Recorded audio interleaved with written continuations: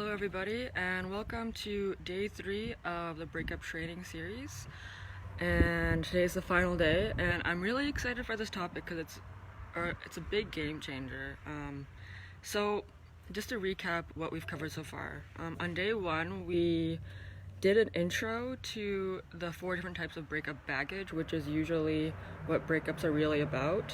The philosophy is the breakup is not about the breakup, but about so number 1, it would be unprocessed narrative. Number 2, unexpressed or unprocessed emotion. And today we're going to go into number 3, unhealthy beliefs. And number 4, unfulfilled needs. Sometimes it's hard for me to keep track of all the uns in that, but yes, those are all the 4. And so today it's unhealthy beliefs, unfulfilled needs. So I'm going to go over the questionnaire again from day 1 to see if this is applicable to you, okay? Okay, so unhealthy beliefs is, are you comparing your life to your ex-partner or ex-friend's life? Do you feel like your ex-partner or ex-friend is better than you? Do they have something you want or a quality you want to embody? Are you focusing on your ex-friends or ex-lovers, new friends and lovers? Are you spending energy into improving yourself post-breakup and doing cool things? Or maybe not cool, it could be actually cool things. I'll kind of go into like what, that seems like a good thing, right? But like I'm going to go into like why that can have a shadow side to it as well. Was this ex-partner or ex-friend similar to people you've been in a relationship with in the past? Were the dynamics similar? And do you feel like it'll be hard to meet someone who was as good as your ex-partner or ex-friend? Okay, so that was a review of the questions, and I'm going to go into questions for unfulfilled needs. So that's, are you in an on and off pattern with your ex-partner or ex-friend? Were there periods of bliss and love followed by periods of distinct unavailability or other kind of trouble? Was this ex-partner or ex-friend similar to people you've been with in the past? Do you feel uncomfortable being alone and get into new relationships pretty quickly after breakups? Are you trying to get your ex back? Are you waiting for them to contact you even if you've agreed to be no contact? Okay, so what is unhealthy beliefs? What is that really about? So basically it's like we think that breakup pain is just about heartbreak, but a lot of times it's actually about like beliefs about ourselves or about how the world operates at large. So the most common one would be like, we see our ex has like, ex-friend or ex-lover has like a really cool job or like a new house or is traveling or like just something that we want, and basically we were kind of focusing on their life because we feel like we can't have that thing that they have.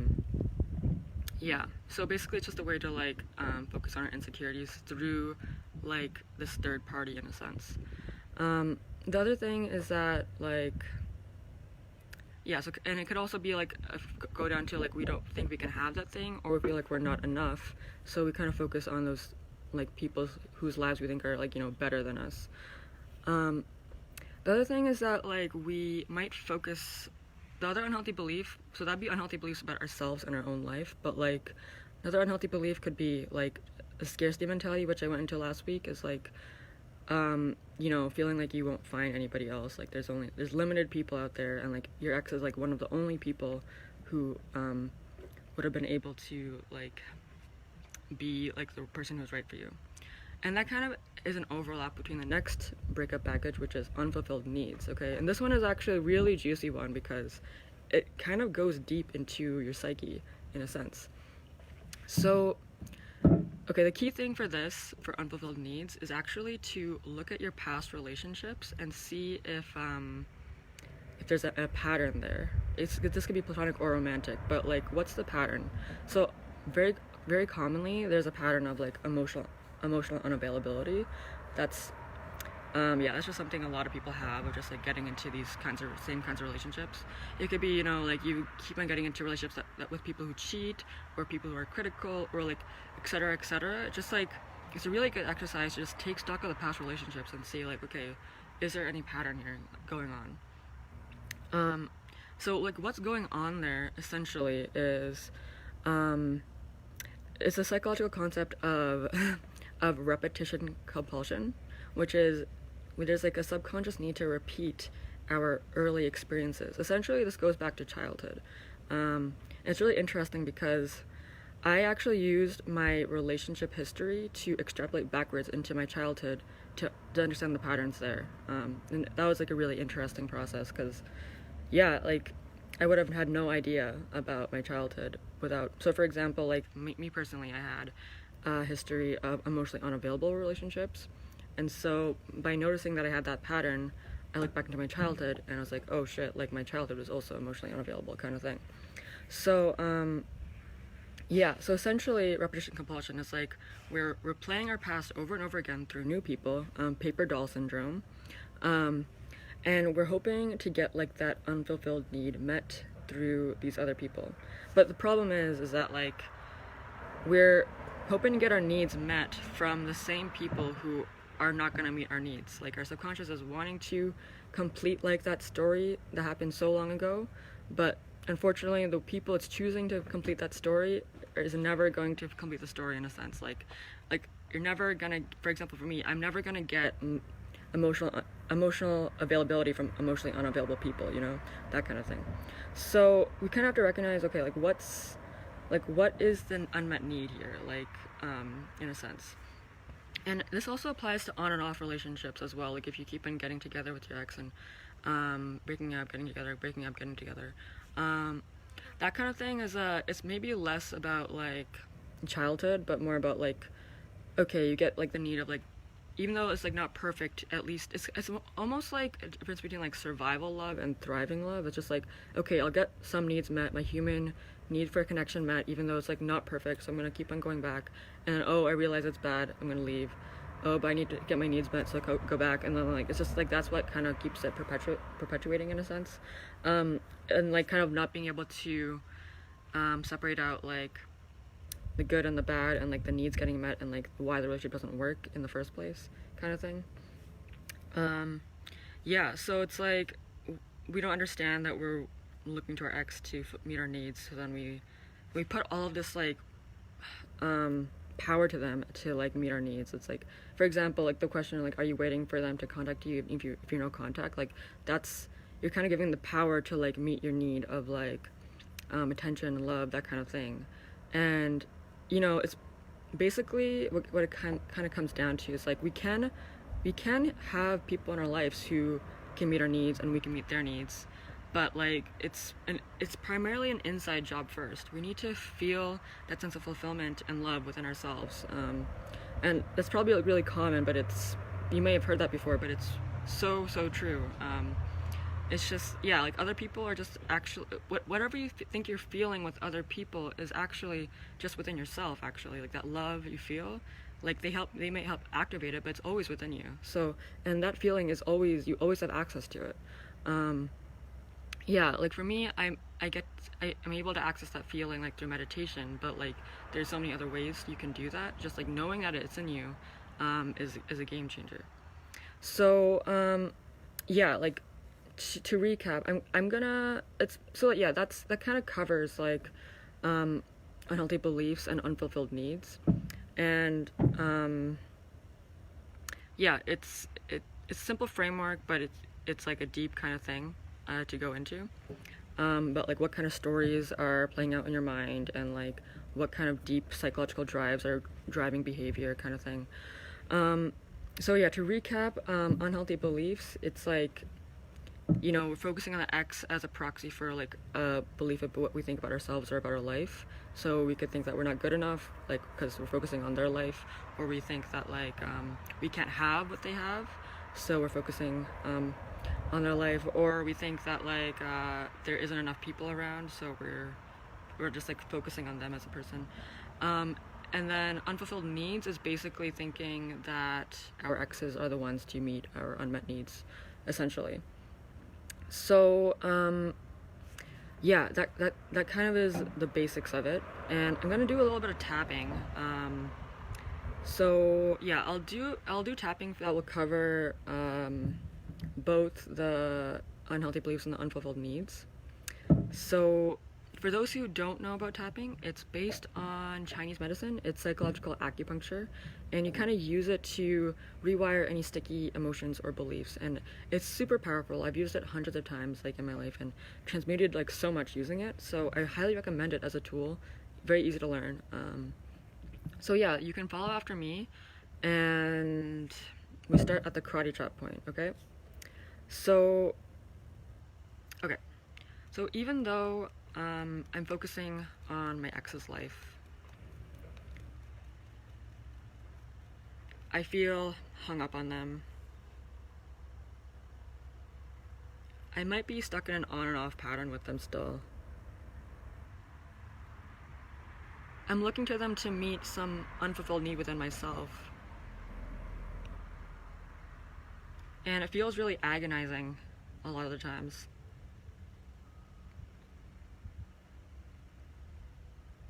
I just wish I could get over it. But I can't stop focusing on them.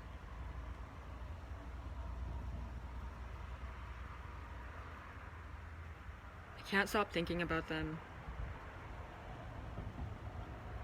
And I just feel like I'll never get over it.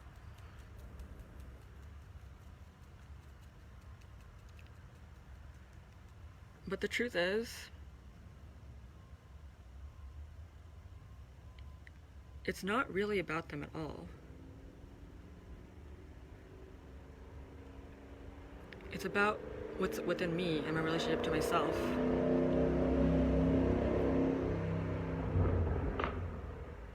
I'm focusing on their life perhaps because I don't think I can have what they have.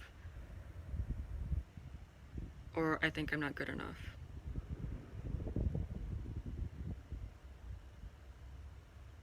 And now that I know that that's probably why I'm focusing on their life, I choose to release the idea that I can't have what they have. Or that I'm not good enough because I don't have what they have. Or that they're the only person who is right for me.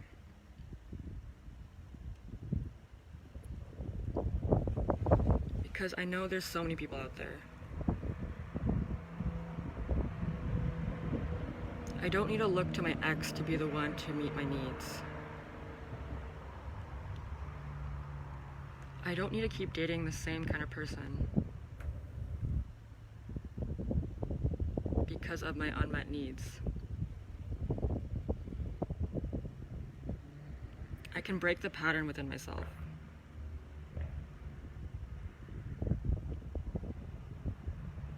I can feel that love I felt for my ex for myself.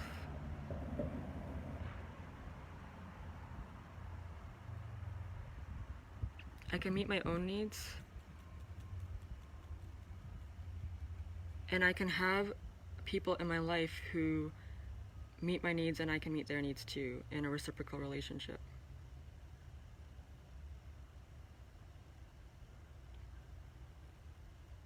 I can let go of these beliefs and patterns that are keeping me stuck, focusing on my ex. Because I deeply and completely love, accept, and forgive myself.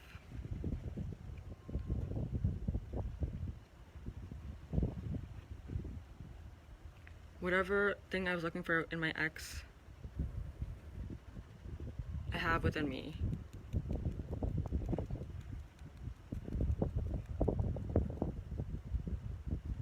I don't need to be a hungry ghost searching for love, because I am love. And I deeply and completely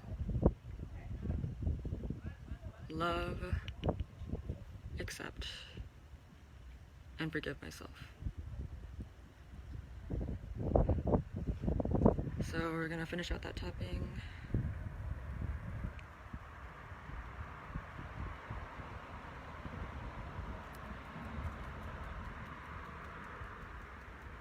Okay, big inhale. and exhale. Okay, so I hope that tapping was helpful. Another thing I would look into if unfulfilled needs is one of your baggages is actually look at attachment theory, okay?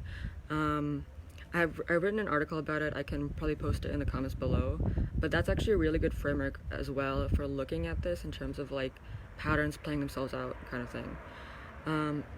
Yeah, so that's it for the last day of the breakup training. Thank you all so much for joining me. If you have any questions, you can always feel free to pop me a line.